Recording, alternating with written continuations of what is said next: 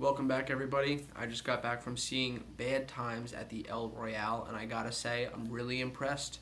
This movie is written and directed by Drew Goddard, who also did Cabin in the Woods, which I personally loved because of its risky risks that they took with the script, especially the whole ending climactic battle.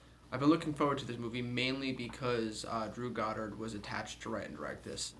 And also the cast. The cast is pretty stellar. It's Jeff Bridges, Cynthia Erivo, Dakota Johnson, John Hamm, Chris Hemsworth, Lewis Pullman, and Kaylee Spaney. And, god damn it, Ron Swanson. I can't remember the guy's name. But the guy that plays Ron Swanson has a cameo in this, and it is great. So essentially, this movie is about 7 strangers that come together at a rundown hotel that was once thriving back in the day.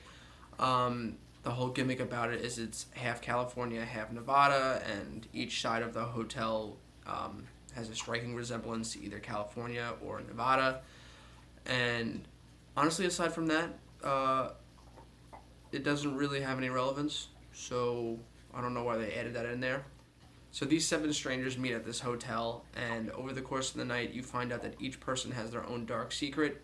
They all start to slowly find out about it in a deadly game of cat and mouse. Each character gets their own twist and turn in this, and honestly, my favorite twist was from the bellhop boy, the kid that runs the hotel.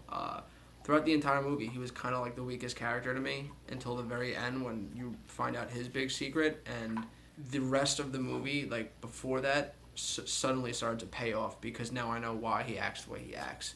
The second standout to me here is Cynthia Erivo. She's the singer that you see in the trailer. She's also going to be in the movie Widows coming out, which after seeing this movie, I am now more excited for that movie. She is the biggest standout of the movie. Although I like the bellhop kid's arc and story, his secret, the best, I thought that her performance and her acting was the strongest here out of everybody. My next favorite would have to be Jeff Bridges. He also has a dark secret, but he just also is this cute old man.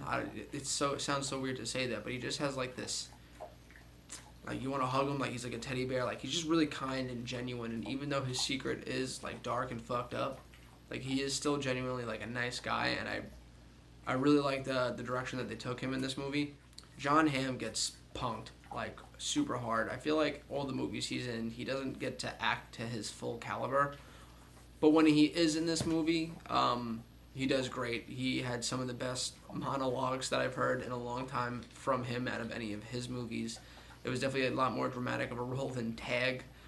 He does do a couple cool things in it, but really I feel like he has the least amount of things to do, at least the least amount of interesting things to do. I have to say Dakota Johnson is next. She's hit or miss for me. I mean, I saw all the 50 Shades movies and she was meh in that. She was definitely much better in this than she was in that, but she also doesn't have that much to do. Then Chris Hemsworth comes in. He's probably in this movie the least, but he is a scene stealer. His acting wasn't as good as Cynthia's. I just feel like they gave her a lot of the emotional weight on this movie.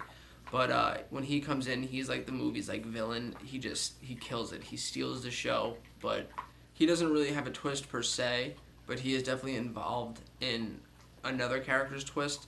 That's the thing I like about this movie, that you go into this movie and you're watching it, and things happen where you're that doesn't make any sense.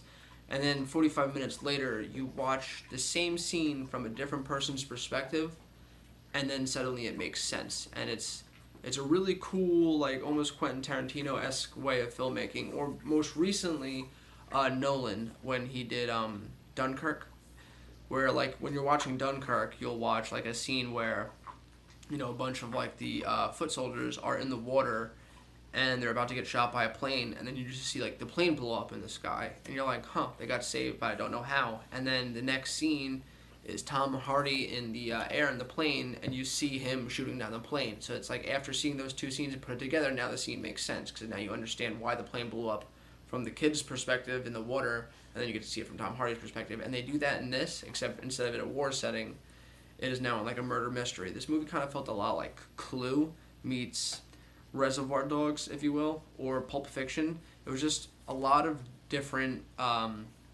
perspectives. Like this whole movie really is told from the 7 different perspectives. So you need to see all 7 pieces to make it work. And I just think that's really smart filmmaking. You don't see that a lot anymore. And for him to pull this off and get pretty much good reviews around the board is just really impressive. And it is a little bit longer than I would have liked. I feel like they definitely could have cut a couple things out. That it started to drag a very tiny bit at some points.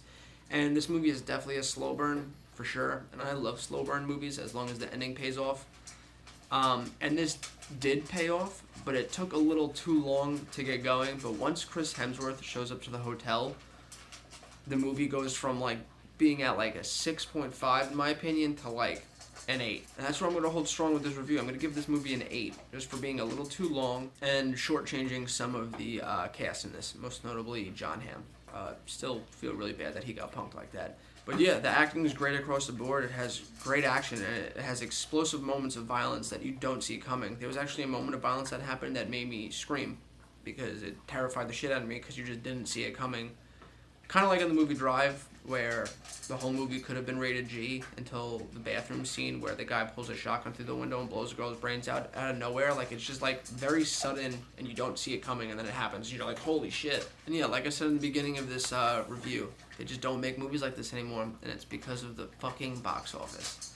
This movie is not doing too well. You know, it is going up against Venom and A Star is Born and Goosebumps 2 and a couple other things, but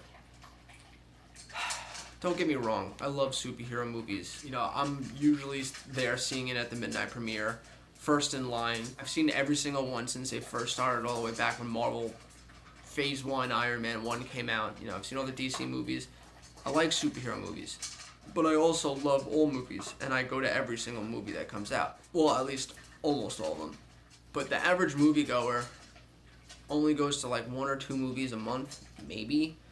And the world is kind of run by big, explosive blockbusters. You know, if you're not a superhero movie, or a movie about a guy fighting a giant prehistoric shark, or a guy fighting a giant prehistoric dinosaur, or Batman, I guess, you're not gonna make a whole lot of money. And the industry of these smaller, story-driven, independent, non-superhero movies are really suffering because of it. You know, I've talked about this in many other reviews. You know, The Nice Guys, I fucking loved that movie with Ryan Gosling and Russell Crowe, and it tanked. It tanked at the box office. Didn't get a sequel that it deserved. Man from U.N.C.L.E., a really good spy movie with Henry Cavill and Armie Hammer, done by Guy Ritchie, who's doing Aladdin soon. Didn't do well at the box office either. And both these movies got really good reviews, just no one went to see it because they were overshadowed by superhero movies. And I just fear for the day that the only thing we get are superhero movies and stupid blockbusters like Transformers. And I can almost foresee it. Like, a lot of studios aren't making these smaller budgeted movies anymore because they're not making money. So soon we're going to see these smaller, intimate movies, most likely on just the likes of Netflix or TV or Hulu or Amazon Prime, which is perfectly fine. I have nothing against movies going to Netflix, but it would be nice to be able to see these really nice movies on the big screen, and I just don't know how much longer we're going to get that. So if you are watching this review, do me a favor and go out and see this movie. It is definitely worth the watch. I almost want to go back and watch it a second time with the knowledge of knowing what I know now, because it'll help me piece things together differently and kind of watch the movie from a different perspective. I don't really expect you to understand that unless you saw it yourself, but if you have, let's talk about it in the comments down below. And as always, I'll catch you next time.